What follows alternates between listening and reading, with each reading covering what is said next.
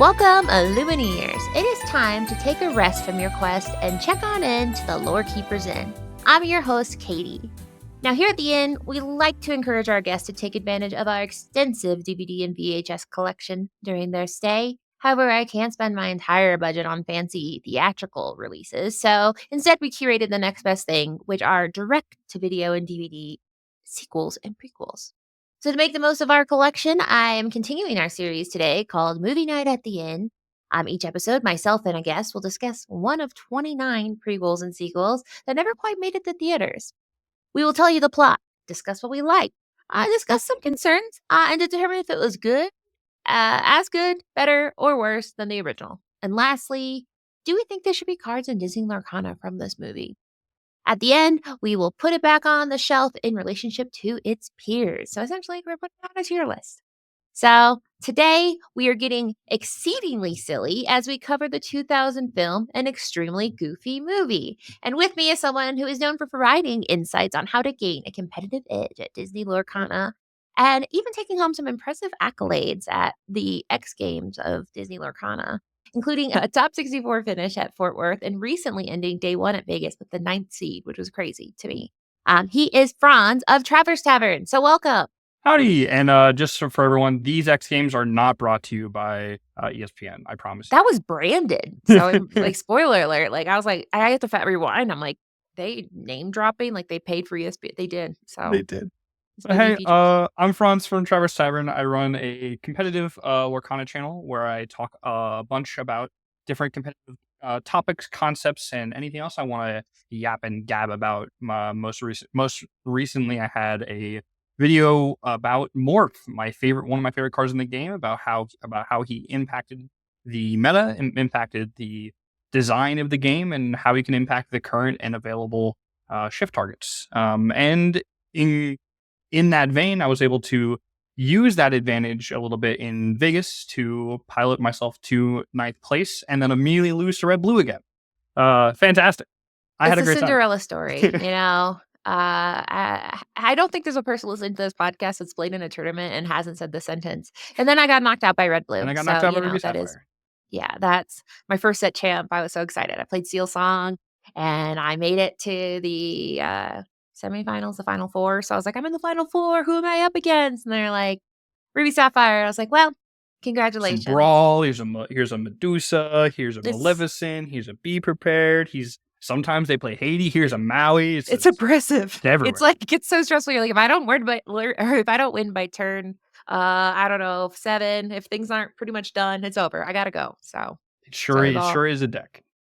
It sure is. I couldn't play it. It's too stressful. I'm like, but yeah, other than the pain of Ruby Sapphire and how Sapphire is, I'm hearing it. People are saying they're going to ban it. We don't know when. I'm just kidding. I'm just trying to start that grassroots campaign. Banning Sapphire? I'm for it. Yeah. I'm totally for it. Get out. No one needs that much. We don't need that. We don't need that many colors. I think we can simplify it. Yeah, and we've all voted, and people voted Sapphire. It's 2 people. It's over. 2 out of 2. I mean, there's no one else here. So like I mentioned, we're doing an extremely goofy movie. So this was by your suggestion. So I'm always excited when someone comes to me with a movie because that means it's probably it's either notably bad or notably good. And so I was excited because this was the first time for me seeing this movie. Really, the first time you've seen this? Yes. And you had seen a goofy movie before? Yes. Okay. And I will say, I thought people were just editorializing. I mean, like, this is an extremely goofy movie. Like, it wasn't completely apparent to me that this is a separate entity from the original Goofy movie. So, yeah, it just kind of slipped under my radar. Did not know this movie existed. I did kind of, I don't know. And so I'd never seen it. Some people that I talked to about, when I talked about this movie, they blend them together. Yes. Kind of like it was like a big 2.5 hour thing. I'm like, yes, we had an entire summer vacation arc movie, and then he went to college and did the exams. Does it take place like right back to back, or like does he? From what I can gather, I think it's supposed to be 5 years, and like this is quoted on the Wikipedia page as it being 5 years after, which means either that's a mistake or the principal held all 3 Pete, Max, and Skinner back for the power line prank at the beginning of the first movie. Makes sense. The authoritative figures in these movies are very scary. Like Yeah. Goofy's boss in this movie, Oh my god. terrifying. So maybe that's just in the Goofy universe. Don't mess with authority. It Oh, will also not Pete's son. I accidentally said Pete. I'm sorry. PJ. I Which have what I have his my name was mind on Pete. Lorcana. He's a junior. I don't think it's not Pete Junior. Isn't it like Well, he's PJ, so I it's assume oh the it is P Pete stands for Junior. yeah. Oh, So you're right. You didn't even know. I blame the fact that I was 2 years old when this came out. That's fair. Yeah, that's also yikes, for me. Because some facts, we're gonna get into some dates. So this movie released on February 29th, 2000, which makes it a leap year movie, which I had never seen, but I'm sure they made that something. They're like, "How goofy is this? Leap Extremely. year." Yeah, extremely. So it is technically a finale and a sequel. So Goof Troop, which is a show that I did not watch because this is when I was a wee baby. Did you watch Goof Troop? I watched Goof Troop after The the fact. syndication? After the Yes, the fact, yes. syndication. And it was a very interesting. I watched Goof Troop because of a Goofy movie. Okay. And it makes sense because it technically they're all tied together. They're part of the Yes. larger Goofy cinematic universe. It is pretty interesting though because I think a lot of these direct to DVD movies were advertising like new series that were It's coming out. true. But this was not advertising a series, it was just the end of it. It was like the epilogue of a series, which I think is really cool. So the Goof Troop aired that sounds very academic. The Goof Troop aired from 1992 to 1993. So not very long, but I think there was like 60 episodes, and it was pretty much the same premise. But this movie is unique because it's one of the few Disney sequels to be rated higher than its predecessor by critics. Now I say critics because the audience didn't feel this way, but by critics on Rotten Tomatoes. Yeah. So, which is interesting. We Yeah, can it we can was discuss. I know that, on box office release, it didn't do as well as some other regular Disney movies. Like, obviously, I think it came out a year after, sorry, I'm talking about a Goofy movie now. A Goofy movie came out about a year or so after Lion King, or I think is what I remember. Mm, And it didn't do super well box office, but as soon as they released it on direct to DVD, the sales just continue to go up and up and up, better in relation to other direct to DVD. So it became kind of, I don't want to say a cult classic, but it became a classic to kids growing up in that era and like seeing this movie as their as really their first experience to Goofy beyond just a look yeah, next to Mickey. So I think the critics may be a little bit harsh on a they Goofy were movie in my opinion. they didn't ready. They weren't ready Yeah, for they the weren't whole ready. thing. They weren't They ready. didn't get it. No. And I think, yeah, by the time the second one came out, they're like, "I think I get it now. I Mhm. think I get this goofy life." And I will say that, yeah, I think it is I would say it is kind of a cult classic in the sense that, yeah, I mean, I don't think it was one of those movies where everybody was like, "I got my Goofy shirt and my Goofy thing," but everybody that is from that generation, not everybody, I can't speak for everyone, but it is a fondly remembered movie from people being like, "Oh, I love that one." But yeah, it's like you see a ton today about people like referencing Powerline, referencing Roxanne, Yes. Yeah. referencing the song Eye to Eye. It's on Disney's vaunted new pop punk album, literally. Yeah. So Funny enough though, the two of the most popular aspects of that movie do not exist in Extremely. yes, they said, "Sorry, we have ESPN, we can't have both. We cannot have both ESPN and Roxanne and Powerline." So, Uh, which is we can talk about that in the plot. That is one thing where I'm like, "Wow, I went to college and I don't remember the X Games being a big part, I but I didn't remember go to Limp. college in the year 2000." So the cast is pretty much beat for beat, the same as the first one, but it's kinda interesting digging into it. I was kinda like, what can I find in this very small Wikipedia article? So Jason Marsden reprised his role as Max, who also does Zachary Binks, which is so fun to say, and Haku from Spirited Away, which Ooh, that is is cool. timely because last week I did Stitch, which I have to do that every time because it's Stitch, the movie with an exclamation mark, and that had Chihiro's voice. Ooh, So that's really cool. tie-in between those. And then Bill Farmer as Goofy Goof. Now, someone didn't believe me when I said Goofy's last name is Goof. They said that's silly, and I said it's not silly. Well, it's Goofy, but it's Goof. But it's true. And he's been the voice. Bill Farmer has been the voice of Goofy since 1987, which predates me. What a guy. Yeah. So yeah, and he does great. And I mean, he does great because he's the only voice I've ever heard play Goofy. So that's also it's a timeless voice, right? Like everyone knows the cry of Goofy falling from a large place. It is ingrained. Yes. I'm saying it right now. I'm hearing it. You're hearing it. Everyone watching at home is hearing it. And we're saving you by not doing it. So you're welcome, audience. I won't do it for posterity. Yeah, it's hard to do it quietly. That's the thing. Really I tried to do it. It's hard to not blow out the mic by doing it. But yeah, it's iconic. So Bill Farmer, good job. But there's some other names that you're gonna hear and go, and like you're wearing a Disney shirt, you know some things. So Jim Cummings voices Pete. Do you know who Jim Cummings is most famous for voicing? It's not Pete sounding. It's not Pete adjacent. Like think about Pete shape. It's a Pete shaped character, but smaller and kinder, forgetful, and doesn't wear pants. Pooh? Yeah, he voices Winnie the Pooh. Really? Isn't that the most nutty thing ever? That he's like, yeah, Pete and Pooh. Those are large Pete and Winnie the Pooh are the same voice. Yeah. So and if I'm wrong, blame Wikipedia. Also blame the fact that, I can only do so much as a person. But it did say Jim Cummings as Pete and Jim Cummings as Pooh. So Rob Paulson voices PJ, which I was like, okay, his voice sounds so familiar. So familiar. And so I looked it up and I was like, well, he voiced Pinky and Yakko, which is fine. But he beat for beat does the same voice. And this is more your wheelhouse. Do you know what other voice he does? I agree. It's definitely an earworm that I know I've heard elsewhere, and I cannot place my finger on. Carl Weezer.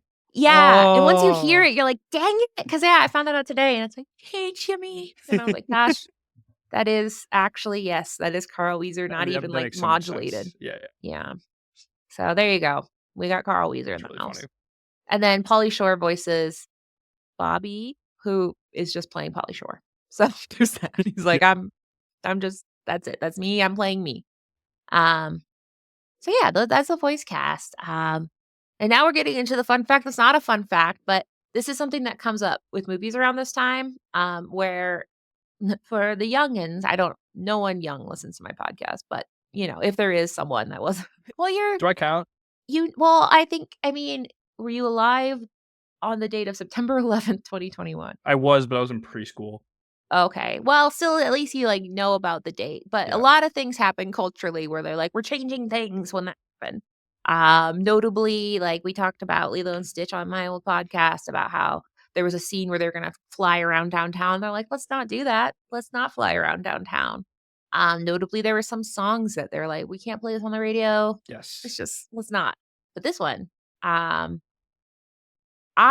think you know about those facts. I'm going to let you tell this fact. So because it's interesting. So in the movie towards the end, there's the X Games logo, and then there is a blimp that crashes into the X Games logo, and there's some fire, and it invokes some imagery. That scene in the movie, it invokes some imagery of that people may or may not get a little bit traumatized by, or bring back some trauma. So in the TV version, up to this day, I think even that scene is either cut short or cut entirely, if I remember. Yeah, and it's totally jarring in the sense that, like, whoa, it is out of nowhere. It becomes incredibly dark, incredibly fast. Yeah, and like also, why do we have a hydrogen blimp? And a very flame. So it's like, I don't blame them for saying we're missing nothing. Yeah. Other than like, they could have just said he fell underneath it he could have just been, I don't know. Yeah. So I don't blame them for being like, we're not going to fight you. Also, I think like canonically, we don't hear from that announcer in that blimp again. Great. We do not see him. We do not hear reference of him. I have not seen any confirmation of that announcer surviving the flip. Good. It's good to have life or death situations at the very end of an extremely goofy movie. It's pretty extreme. It's extremely goofy and extremely serious. Yes. So that was, but it is in the Disney Plus because I watched it and I did not make the connection. But when I looked it up, I was like, that checks out. If I was in the meeting room and they're like, can we cut this? I'd be like, it's not that important. It's kind of weird too. I feel like those meeting rooms back then in like between 2001 and 2005 even, just any sort of children's animated movie that could any way be connected is just so much. The thought process has to be so much different than 23 years later at this point. Yeah. So, oh yeah, 23 years later. So like it's and even then, like it's like obviously when I watch it now, like it doesn't immediately pop up. It does now because I know it. But I don't think it would immediately pop up to you now. But back No. then, when it's like 3 to 5 years fresh, I feel like it would be pretty scary. Yeah.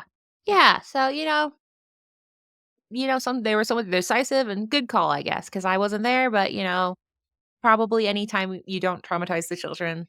I mean, they traumatize the children, let's just say Mufasa. Yeah. But anyway, let's not in this way. They're like, we'll do it in different, our unique ways that don't remind you of other trauma. We'll create new ones Well, with now you're traumatizing me by mentioning Mufasa. I know.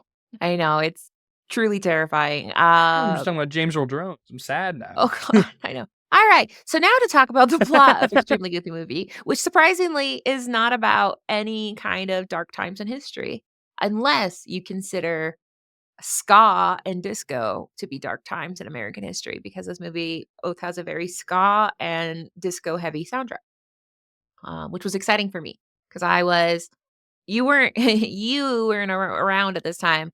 There was this is a complete tangent, but the time in American history where we all got together and said, "What if we put a little bit of trumpet and a little saxophone in our music? And what if we got a little jazzy? And what if we put on a little zoot suit?" And like for 5 years, maybe 2 plus or minus a couple years, ska was an option, and I was loving it. I was like, "Yeah, this is cool." It's not cool, but I'm glad that we had a time as a country. And I think it'll come back. I'm ready to be like the kids, Gen Alpha, being like, "Ska's back." We'll see. So, we'll see. I don't know what happened. I mean, they say it started with a Gap commercial where they played a ska song, and Makes people are sense. like, "I love khakis and I love trumpet, so this is perfect for me." So the movie is very 90s, late 90s heavy. It came out in the year 2000, but, it was produced during the Yeah. 90s. So yeah, we start with Max. He's going to college. Goofy is a single dad who works too hard. He I will say Goofy works a factory job as a single dad and is a homeowner with multiple bedrooms. So I think Goofy's doing fine. Anything in this I mean, movie it's trying to make better him look than like working at the mall as a photographer for yeah. little children in the first movie. That made me kind of upset. Yeah. To be fair, yeah. This movie is both Goofy movies are hard because I don't want anything even remotely bad to ever happen near Goofy. No. Like anytime even if things slightly bad, I'm like, please don't. Goofy doesn't deserve this.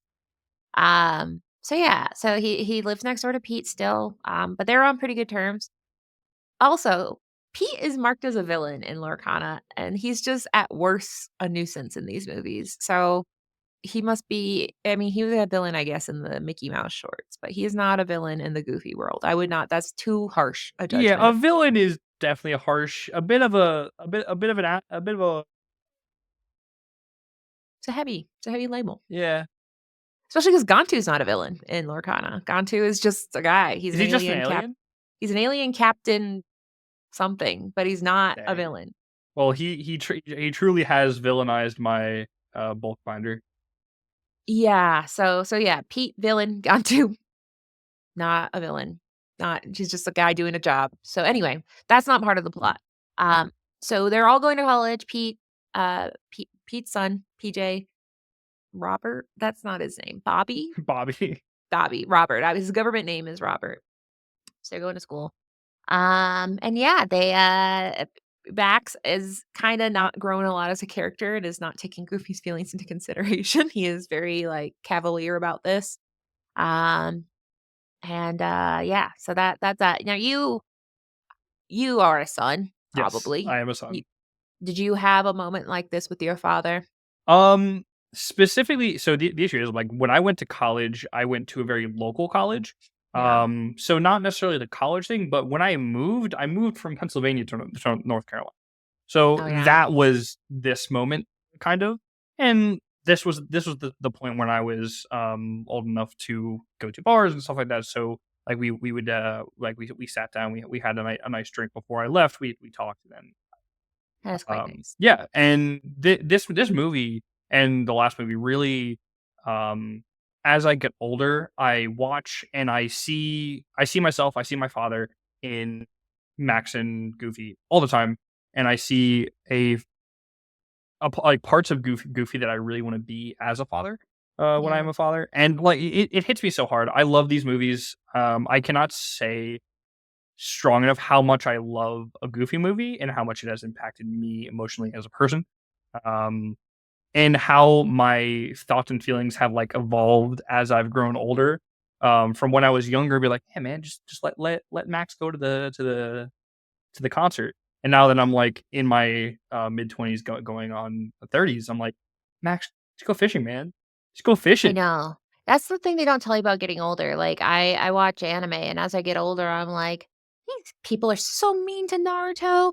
Like, it's just weird that the things that, you watch media and you're like, I'm taking this older person. Yeah. So, But, like, um, specifically with these movies too, it's like Goofy, literally named Goofy, is yeah. mostly a joke character in all and most other franchises that involve him as, like, a side or background character. Yeah. And then the moment he is put on the screen, in the first one, he's basically the antagonist of the film, trying to stop Max from what he wants to be doing the most. Yeah. And they put both movies, they put him through like some insanely emotional points, and I'm like, this is crazy. Like It is, yeah. the scene where he just walks past Max's bedroom and finds the sock and just like slumps onto the empty mattress and then slumps his shoulders. I'm like, wow.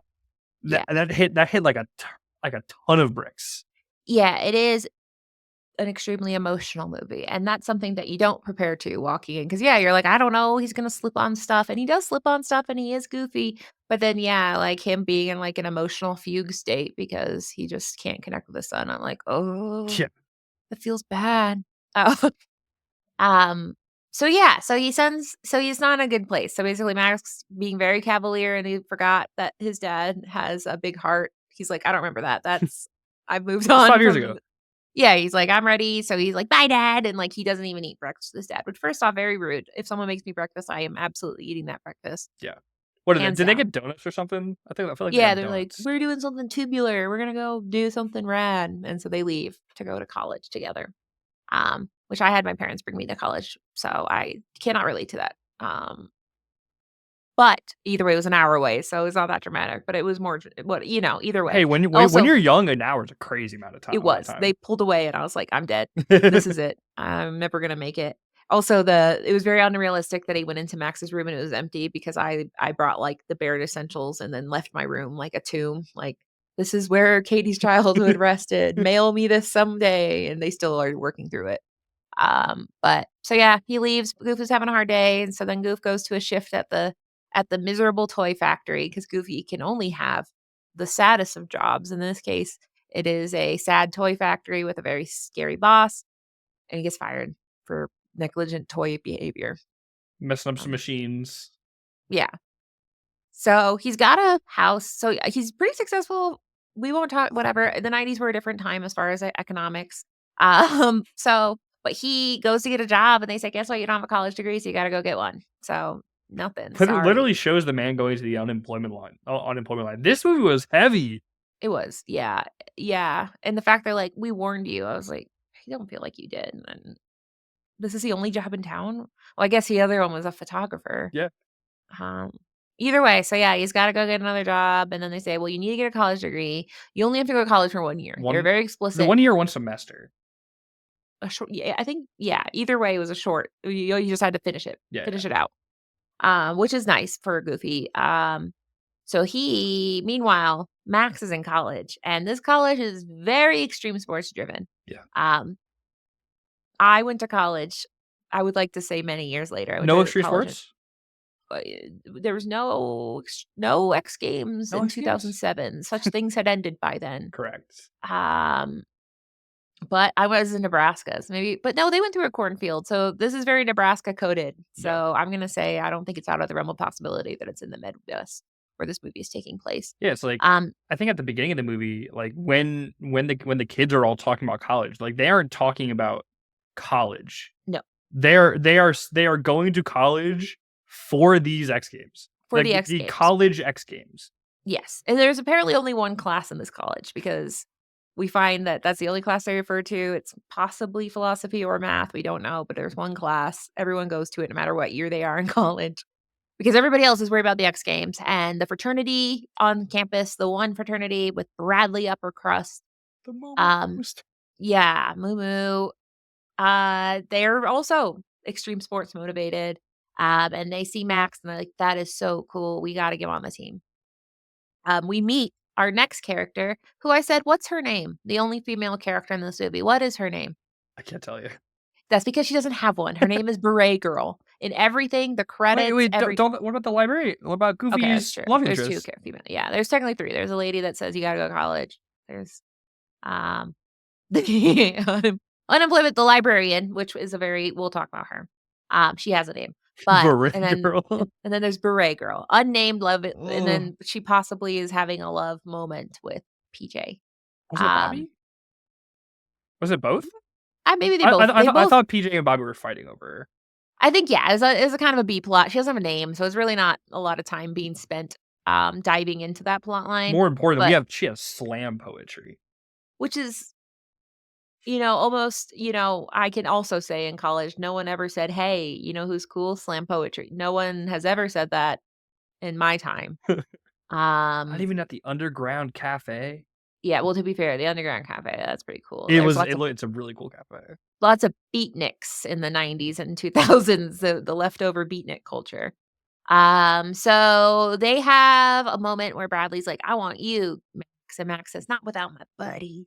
And then they start snapping at each other. There's a snapping moment. And from that moment on, they are enemies. I probably skimmed through that part, but you got about most.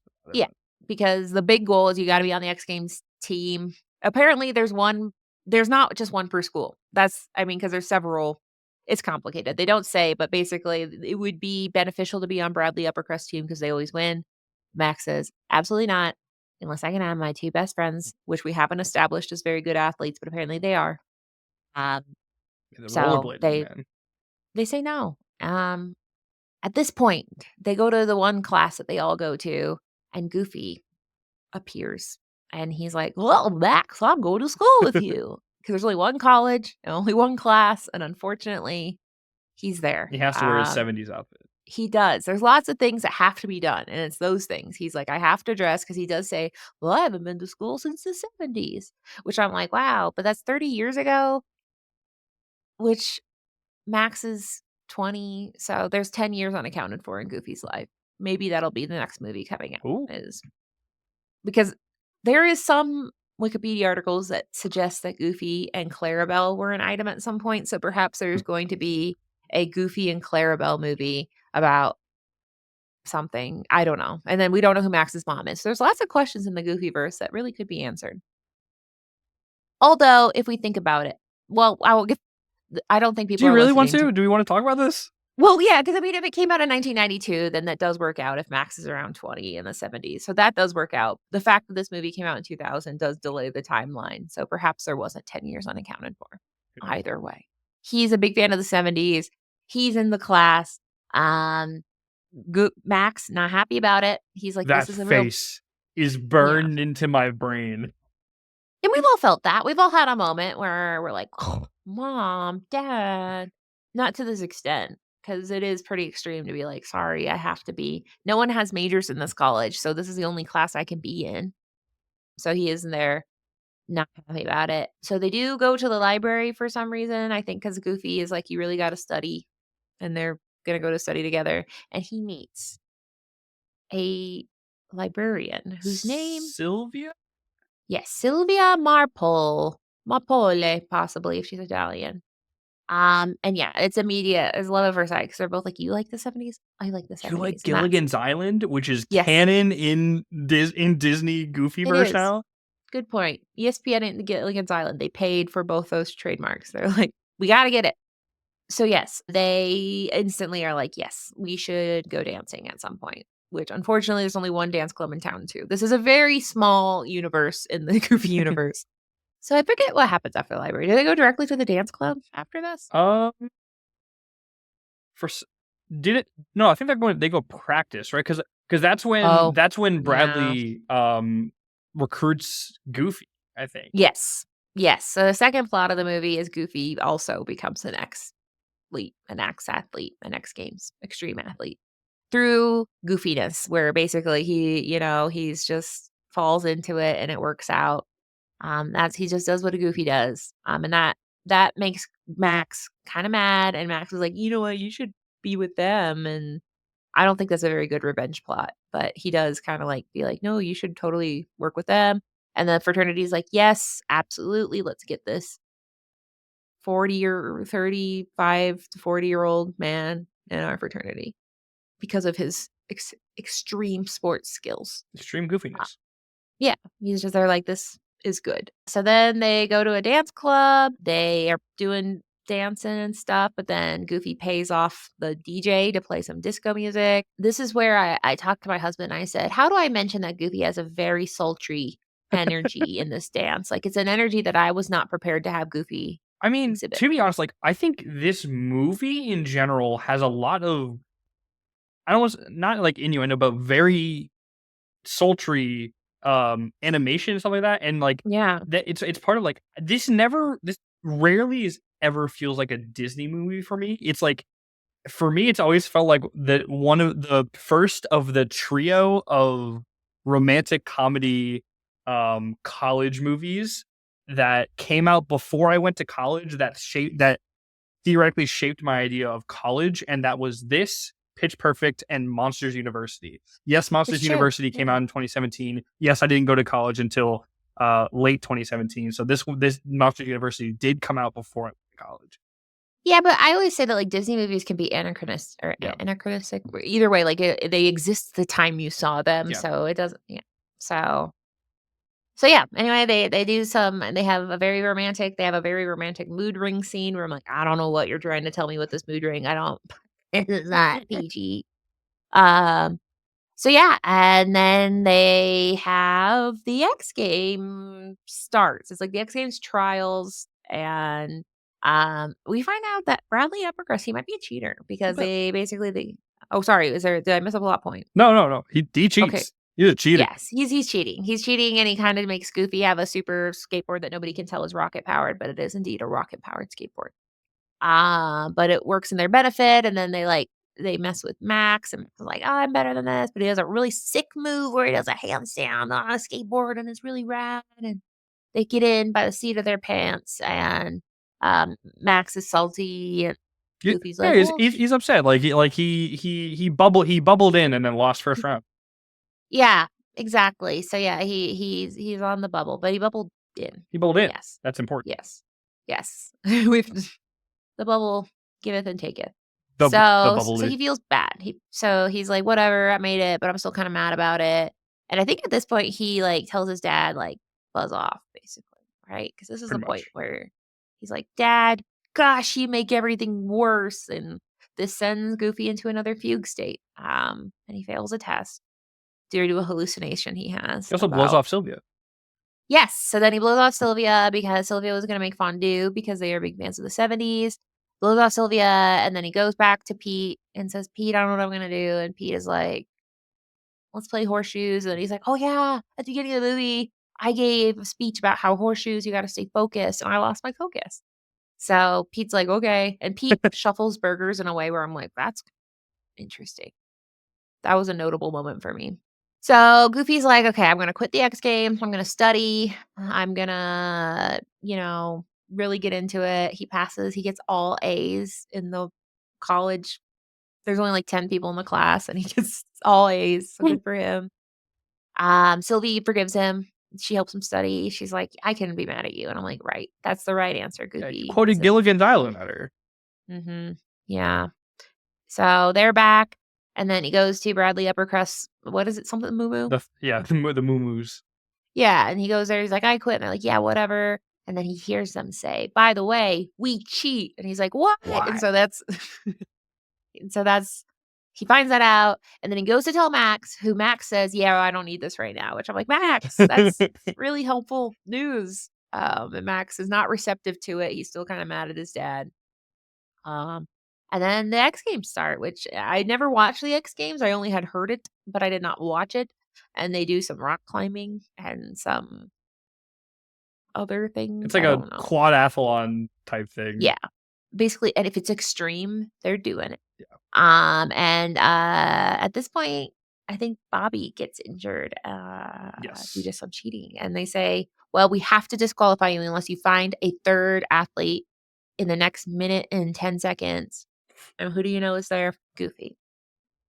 And then they do the race. Bradley cheats, but guess what? Friendship and fatherhood persevere. Then a scene happens evocative of a terrible time in history. Yeah. And then they survive An and announcer might not survive. yeah, and they win. I didn't really quite get how Bradley lost. I don't know how Max. I think they like catapult him. So I'm pretty sure it's like all of your I don't know. Yeah, I don't remember. I think Bradley like I think they like catapult Max like together. Yeah, The because like guy voice. what one of the Moo gets caught in the blaze and they save him and I think he helps them out. Yes. And then they throw him. Yeah, and so Max wins, and then they're like, "That's how it works. That's X Games, baby." And so Max wins. Bradley Uppercust is exposed. Um, I don't think much more comes of that. It's just they're like, "Oh, Tank is like, I'm gonna beat you up." So the Yeah. guy that was imperiled is like, "Guess what? It's Wedgie I and think the beat up Moo time." kick him out. They do. They Yeah. say, "Yeah, you're out." So that's his just desserts is he's now Bradley Lower Crust, and he cannot be in the X Games anymore No, he for got kicked X out of Men. a frat. Dang. Yeah, wah, but he's still probably rich, so it's not the That worst thing for name? him. Yeah, and he's like, "Whatever, I'm probably gonna graduate and own a company," but that's a different movie. Then we fast forward, and Goofy graduates, and he is done with college. He's like, "I did it." What does Max give Goofy? Oh my god. I watched this last night, so I cheated. I'm like But I'm like an expert. I remember I watched it when we first talked about doing this, which was like before Vegas. I know. Well, So he gives him the X Games trophy, which is presumably an oh yeah. object you get for winning the race at the end of the X Games. I don't know how it's For some reason scored, I but thought it was a he horseshoe. I don't remember why. it would make sense. There is a lot of horseshoes going on in the movie, and he says, "No, Dad, this is for you because I may not be your boy, but I'll always be your son." Which I was like, "Oh, nice." And then Goofy says, "Oh, by the way, I don't know if you heard this. I'll be working here at your university." And then Max has another existential crisis, and he's like, "Just kidding. I'm going off with my hot girlfriend." And they And yeah, and he's like, "Sorry, we're going," and they have their romance, and the movie ends. And it's a very funny like look on real life because like a lot of times when you are a kid you're like I want to get away from my parents as much as possible and then you're in college you're like can I hang out with you guys and then they're just off on extended vacations in yeah, different countries and you're like wow. yeah, you guys seem like you're having a pretty good time Yeah. without me. That's really interesting. So, I mean, you already kind of mentioned some of the things you like about this movie, but I mean, other than like the fact that it's, good, what are just some standouts? Some of the reasons that you're like, you know what, A's, Yeah, like so Goofy, all A's. some real interesting points is like obviously Goofy is such an interesting and fun character to be around to watch and stuff like that, but also the chemistry between the boys, Max, PJ, and Robert, it's incredibly real, both in terms of the voice acting, the dialogue, and even the animation. It really did just feel like a bunch of teenagers hanging out, doing what they want to do over the summer, and that was really cool. Um, I think the genre of like entry to college movie, I think is done a lot. And I think a lot of old movies that come after this use a lot of what they're doing here. I think it's very interesting. I think it paints college in this um high school but enhanced by adult life that would really lend itself to getting kids excited to go to college. I think that's really cool. And obviously just the emotional moments in in the Goofy movies where Goofy is sad just hits so hard all the time, and I I don't care love it. for it. I don't want to every time Goofy's even, like, a little sad, I'm like, I can't watch this. This is actually the worst thing I've ever seen." And like it draws out so much emotion because he's such a good guy, and like these emotional things just they're hard to deal with when you see someone that you really care about, and but like they're important. So I think they do those super well. I think and what else? And just I think the animation in this one is better than most of the directed DVDs, especially Bradley Uppercrust's character animation. Such a good point because uh that's a big reoccurring theme is the first thing you notice is within 5 minutes, you're like, "Oh god, my eyes," because like, you can just tell the budget for, Yes. like, for example, Mulan 1 to Mulan 2, Lilo and Stitch to Stitch, the movie, you're like, "Oh, they're blinking," and you're like, "It looks Yeah. looks everything's just wrong," and I didn't feel that, like, I felt like it was a continuity and quality between the first and the second. I didn't feel like there was a something terrible that Yeah. happened. I think that the major differences in quality with, like, the art and the animation mostly comes in, like, backgrounds. Yeah. Like, the backgrounds in a Goofy movie, like, on a road trip, like, there's canyons and Great Lakes. Like, those are just beautifully drawn in the background while Goofy is jumping off the walls. But now you just have Goofy jumping off the walls in front of, like, some buildings in Yeah. on a campus, like and, like, okay, buildings or whatever, but, like, the character animation, I think, is fantastic, especially, like Yeah. especially with Bradley Uppercrust. I think his face contorts into like very specific frames in like half a second, and it's fantastic. And like the dancing was fantastic. I like the animation a lot, which is just, like you said, something that you can't say about these movies. No. So I was like, "Wow, alright, stars there." And I will say it was fun. I mean, I rate these movies. I'm a bit of a professional in the Disney prequel and sequels now on, like, does it do anything to discount the first movie? Like, does it cancel out anything where it's like it commits, like, character assassination where you're like, "Okay." And no, I think it's a pretty good continuation. I think it makes sense that even though Max and Goofy had this road trip, he's still Max and it's still Yeah, Goofy. what I don't think one summer road trip isn't gonna like change how a 14-year-old no. views his entire life and his father's life. And like while it is kind of frustrating to see Max like being in a similar place, it's understandable because he was a child. Now he is not a Yeah. child. Yeah, and usually your parents don't show up to college, so, like, Yeah, I think that's okay that he was like, that seems a little unexpected because I don't have many people who have experienced such things, so yeah. I'm like, "No, that's fair." You can be a little bit off put by this or taken aback by your dad showing up. I think it was, like, it was good. Now, there were a couple concerns. My only concern was, yeah, I mean, that's just a Lorcana concern that Pete is not a villain in this movie. In fact, Yeah. he was kinda nice. He invites him over a couple times, and that's quite nice. Um, and, the X Games thing, I was like, I don't It's think so in your college face. yeah, and it's a lot of like, yeah, college is about is it? Like, I think that's a niche thing you do, and it's usually like, you're not going to college because 'cause you're gonna be doing the X Games. Like, I Yeah. don't think there's a lot of overlap between people like, I'm gonna become a doctor, but first I need to land this sick half pipe. Um, There's like no other specific clubs too, which no. is a huge part of college. Also your major. That is something Yeah. that people generally comes up, and so they just kinda sidestep that. They're like, "Whatever." Some people go to college to get a degree, not here.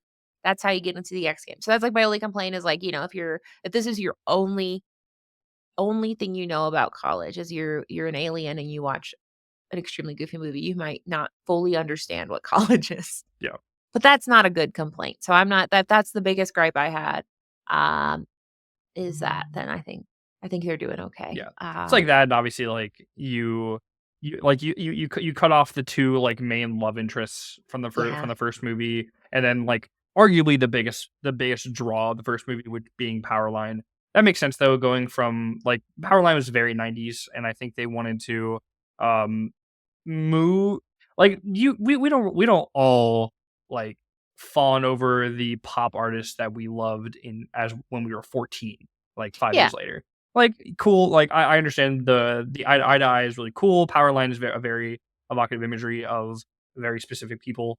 And we love Powerline. Getting rid of Roxanne and I don't know the other girl's name. Roxanne's friend. Roxanne's friend. Yeah. I think I would like to know like the main reason why, besides like any like character animation things, like because I think they very easily could have fit them in, even if it was just like a small emotional scene of Roxanne going to another college. Like Yeah. I feel like that can deepen Max's character beyond just his character traits of he doesn't want his dad around. Like give him a little bit more to deal with. Maybe set him up for like make people interested in his future, right? Yeah. Well, yeah, because he just seemed so excited to get out of town, and yeah, it would have been interesting to be like, "Oh, I've been kinda trying to find something since Roxanne's been gone," or Yeah, something. you can even have him Uh, like just break up at the beginning of the movie, and then she goes somewhere else. Like I don't know, and Roxanne's friend is Stacy. So Stacy. Stacy. Yeah, And then I will say that making the beret girl just be called the beret girl, like, you couldn't even, like, yeah. just be like, "Oh, just Joe," or just something, just very, like they're like, "No, we can't. I can't think of anything." My theory is they forgot to, and then, like, they're like, "Well, the movie's done, like, I'm not gonna edit that back in." So, she is beret girl in the credits and everywhere. So, I guess that's just a criticism of, "Come on, you can give her a name." So, that is the only complaint is, yeah, those were big plot points. Powerline makes sense, but yeah, Stacey and Roxanne, you'd think seemed Like they were the it seemed like both Roxanne and Max, and then Stacy and Bobby were like becoming an item. And while I would hazard a guess that the majority of relationship freshman relationships don't make it to college, um, they still form a decent amount of who you are going into college, I would think. So yeah. having some idea of what happened to them and what kind of effect it had on Max and Bobby, I feel like would have been a little bit more, and maybe that would have happened if this was a theatrical release. Perhaps. Yeah. Or they're just a big Roxana hater. They're just Maybe like, "I don't like her," or something. I don't know. Well, maybe someone out there is gonna send me an email and be like, "I have all the tea," and all I the will share. tea. Roxanne's voice actress. Yeah. So 2 big questions then. Well, we have 3. The first one is so this one's always hard, but this one's I think the hardest it's been. Is it as good, better, or worse than a Goofy movie? Which Mm. is one that one's really tricky. It's so tricky. Um, and I think, like I said, I think it does a lot of things better, worse, and the same. Yeah. Um, I feel like it. Oh, it's tough. I I'm going to say I think the original had more scenes that stick in my mind as very emotionally impactful scenes. Like there, we have the scene of Goofy sitting in the bed in the Extremely Goofy movie, but for that scene, we have the two of obviously the map um, issue on the road by the canyon, as well as Pete and Goofy in the hot tub, where Pete was trying to emotionally manipulate Goofy while he was right, but he was still being emotionally manipulated, and Goofy really standing up to is like, I believe my son. And that's really awesome. And then he finds out, and then he has to go back in the room. It's so tense. I think the first one's better, but Yeah. not by much. And I Yeah. don't want this to affect the rating of the movie because I think this movie is good. I don't think this movie deserves to be a C because it wasn't as good as the first Oh, one. yeah. Like this, Yeah. I feel like a big part of the ratings, in my opinion, should be does this movie need to exist? And I feel like a lot of the direct to DVD movies did not need to exist. No. But this one I think did. I Yeah. think there was reasoning for this movie. I would say it's nearly as good as the original. Yes. Obviously, the original edges out for just a lot of technicalities, but I think it's nearly as good, which is, trust me, not something we've said yet. So, so that's good. And then should there be any cards from this movie in Disney Lorcana? Which obviously, Absolutely. yeah. I mean, the obvious answer is we 100%. still need some from the first one. So Yeah. Well, I mean, like Beret Girl would be a perfect art. If they make a Lorcana card of Beret Girl and name it Beret Girl, it would I'm be going to cry. that'd be the justice she deserves. Yeah. That like, guess what? I don't have a name, but I do. I am named in Lorcana. But like obviously the main one is Bradley Uppercurse the third. Extreme relevance in pop culture today.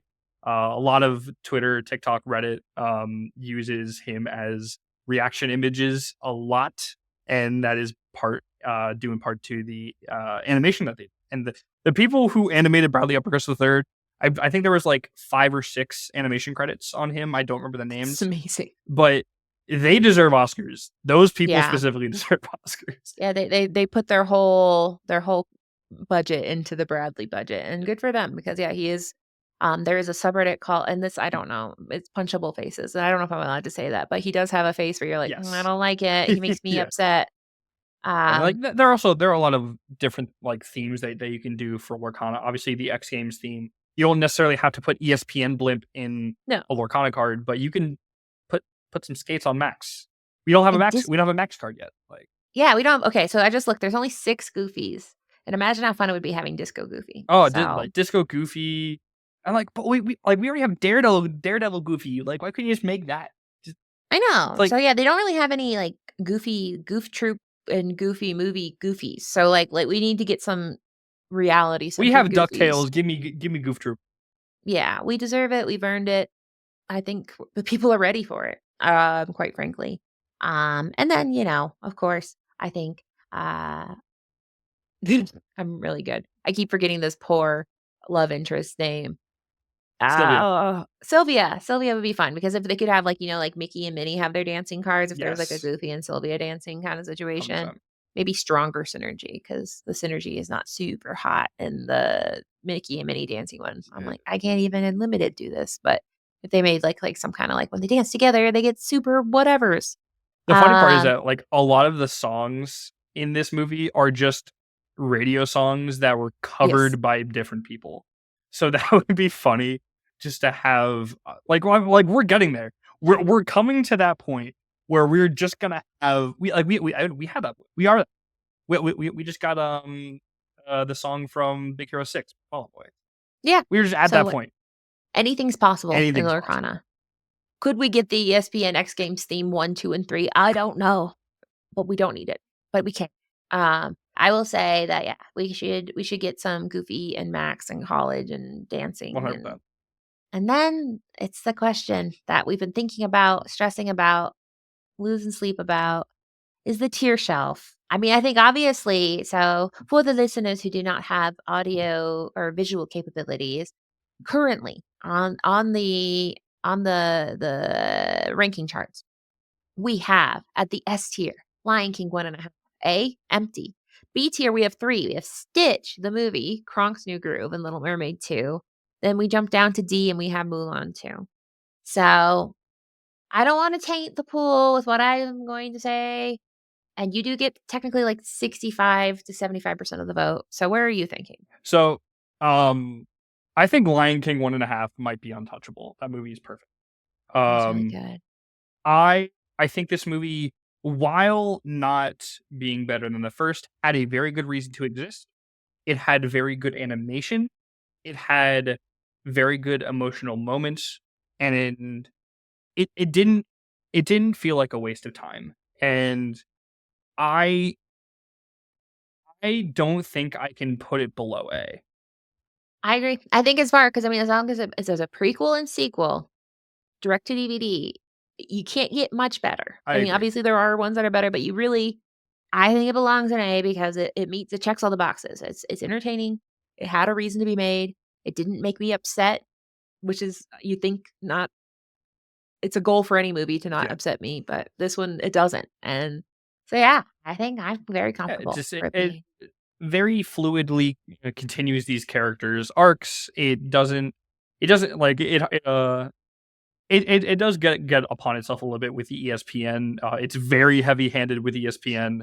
yes. Um, and That's not its fault. It says it happens in yeah, direct to DVD prequel and sequels. They have to make some if you have some feelings about Disney and how many IPs that they own, then maybe that might upset you a little bit. But if you can get past the ESPN stuff, it uh, fits there. I mean, yeah, it's they didn't put it in Cinderella 2. They put it in Max and Goofy's yeah. movie. So of all the things to put it in, it is where it belongs, Yeah. unfortunately, It or doesn't do anything. It fortunately. doesn't do anything offensive, and solely because it's not as good as the first one, I can't put it in S because because S I think is reserved for perfect.